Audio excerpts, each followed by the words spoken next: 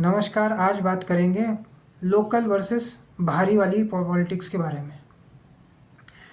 आपने तो सुना ही होगा कि रिजर्वेशन कर्नाटक में देने वाले थे, लेकिन वो बिल अब आज की डेट में होल्ड पर चला गया। तो ऐसा क्यों होता है? लोगों को पहले से ही पता है कि ऐसा एक सेंटिमेंट है, चाहे वो कन्नडिगा प्राइड हो, तेलुगु प्राइड हो, मराठी प्राइड हो। इसलिए वो पार्टियाँ उनके इमोशंस को यूज़ करती हैं अपने फ़ायदे के लिए। 60s के टाइम में शिवसेना ने नारा दिया था, लुंगी उठाओ पुंगी बजाओ। फिर ये लोग साउथ इंडियन का विरोध करके आगे बढ़ते गए, लेकिन शिवसेना को 80 के दशक में सफलता मिली जब वो बीएमसी के चुनाव जीत गई। ऐसे ही पहले से ही तमिलनाडु में एक एंटी हिंदी सेंटिमेंट था 30s के टाइम पे ही। धीरे धीरे वो आगे बढ़ता गया और आज़ादी के बाद वो बड़ा रूप ले लिया। तो तमिल के ऊपर राज्य बना तमिलनाडु, पंजाब भी एक भाषा के ऊपर राज्य बना। 1960 में लोगों ने विरोध प्रदर्शन किया। स्टेट ऑफ बॉम्बे से अलग होके गुजरात बना और महाराष्ट्र बना। पहले उसे स्टेट ऑफ बॉम्बे कहते थे। अब भाषाई आधार पर राजनीति कितनी सफल होगी ये तो आपको नवंबर में पता चली जाएगा, क्योंकि महाराष्ट्र के चुनाव हो जाएंगे। किंतु शिवसेना सिर्फ एक ही बार दम पर सरकार बनाने में सफल हुई है, वह है 1995। उसमें भी गठबंधन सरकार थी जिसमें 7 या 8 सीटें ज़्यादा थी भाजपा से। वो शिवसेना अकेले से भाषाई आधार पे वोट नहीं मांगती थी, और भी चीज़ें थी उनके साथ। वो नेशनलिज्म में भी यकीन रखते थे, वो हिंदुत्व में भी को भी अपने साथ लेकर आए थे। तो यह बहुत मुश्किल है चारों पार्टियों के लिए महाराष्ट्र में कि वह सर्वाइव करेंगी किसी एक मुद्दे पे। उनको कई सारे मुद्दे लेने पड़ेंगे, कई सारे वर्गों को लोगों को साथ में लेना पड़ेगा। जैसे उम्मीद है कि बहुजन अघाड़ी भी उद्धव ठाकरे के साथ आने वाली है। अब इसमें कितनी सच्चाई है वो तो आगे ही पता चलेगा, लेकिन ये पॉलिटिकल पार्टी अच्छे से जानती हैं कि कहीं ना कहीं लोगों में एक लोकल सेंटिमेंट है। लेकिन फिर प्रश्न उठता है कि अगर ये सेंटिमेंट आपको यूज़ करना था तो आज ही क्यों यूज़ किया? सरकारें तो आपके कई बार बनी, आप केंद्र में भी थे, स्टेट में भी हैं, तो आपने रिजर्वेशन पहले क्यों नहीं पास करवाया? अब जब आपके पास कोई मुद्दा नहीं मिल रहा तो आप भाषाई आधार पर लोगों को बांट रहे हो, क्योंकि लोगों पहले से ही बटे हुए हैं। लोगों में एक आक्रोश है, इसका ही फ़ायदा आपको मिल रहा है।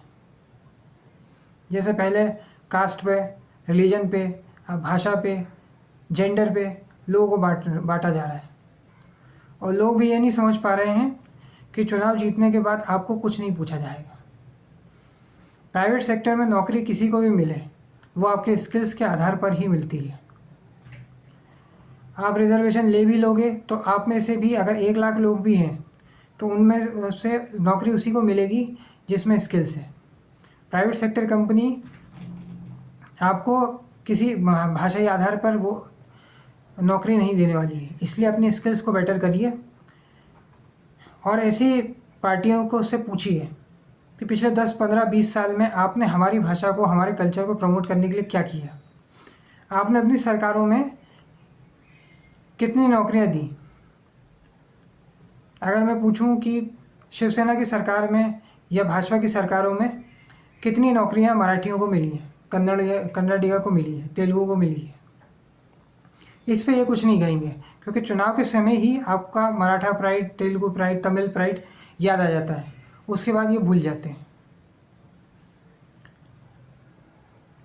ये सत्य है कि बिहारी जो मजदूर आते हैं उन्हें रिप्लेस करना थोड़ा सा मुश्किल है, क्योंकि वो सबसे सस्ते में काम करते हैं। एक आउटसाइडर जब बाहर से एक स्टेट में आता है तो वो बहुत सारी स्ट्रगल करता है, घर ढूंढने में, खाने में, कभी कभी भाषाओं में। कोई भी अपना घर छोड़ना नहीं चाहता है, बस उसको छोड़ना पड़ता है क्योंकि उसे अपने शहर में नौकरियां नहीं मिलती। यहाँ पुणे और मुंबई में भी अगर आप ढूंढोगे, बेंगलोर में देखोगे, तो आपको समझ में आएगा कि प्रॉपर बेंगलोर के भी लोग नहीं हैं, वो अलग अलग जगह से आते हैं। ऐसे ही पुणे और मुंबई में होता है, ऐसे ही गुरुग्राम में होता है, ऐसे ही नोएडा में भी होता है। तो भाषाई आधार पर नफरत फैलाना कहीं ना कहीं मेरे हिसाब से गलत है। और यदि आप कुछ करना ही चाहते हैं तो अपने लोगों की स्किल्स बढ़ाइए जिससे वो नौकरी पा सकें। उन्हें इतना स्किल्ड बना दीजिए कि उनको फिर किसी रिजर्वेशन की ज़रूरत ही ना पड़े। वो खुद आउटसाइडर से नौकरियां छीन सकें, वो खुद अपने काम धंधे कर सकें ताकि उन्हें किसी की ज़रूरत ही ना पड़े। लेकिन ये सिर्फ चुनावी जुमला होकर रह जाता है कई जगह पर। अगर लोगों के सेंटिमेंट्स हैं तो ये अच्छी बात है, किंतु क्या किया गया है पिछले 10, 15, 20 सालों में, इसकी समीक्षा भी जनता को करनी चाहिए। सिर्फ इन जुमलों में फंसना नहीं चाहिए। और यदि आपकी भाषा के आधार पर कोई वोट मांगता है तो आप पूछिए कि मराठी को प्रमोट करने के लिए क्या किया गया है, गुजराती को प्रमोट करने के लिए क्या किया गया है, तमिल को प्रमोट करने के लिए कितना पैसा दिया है केंद्र ने भी और राज्य की सरकारों ने भी। जब तक आप प्रश्न नहीं पूछेंगे, ऐसे ही आप किसी को वोट डाल दोगे तो वो सिर्फ आपकी भावनाओं को यूज़ करके अपनी सत्ता को चमकाएगा। इसलिए हर चीज़ की समीक्षा करिए, सवाल पूछिए। सरकार आपकी है, वोट आप डालते हो, सवाल भी आप ही को पूछना पड़ेगा। टैक्सेस आम आदमी पर बहुत सारे लग रहे हैं। क्या ऐसा हो सकता है कि ये जो आपकी लोकल पार्टियां हैं आपको टैक्स बेनिफिट दे सकती हैं? क्या महाराष्ट्र में ऐसा हो सकता है कि कोई महाराष्ट्रियन बिजनेसमैन है तो उसे जीएसटी नहीं देना पड़ेगा? ऐसा नहीं होता है। बस चुनाव के समय ही यही सब याद आता है, उसके बाद आपको भुला दिया जाता है।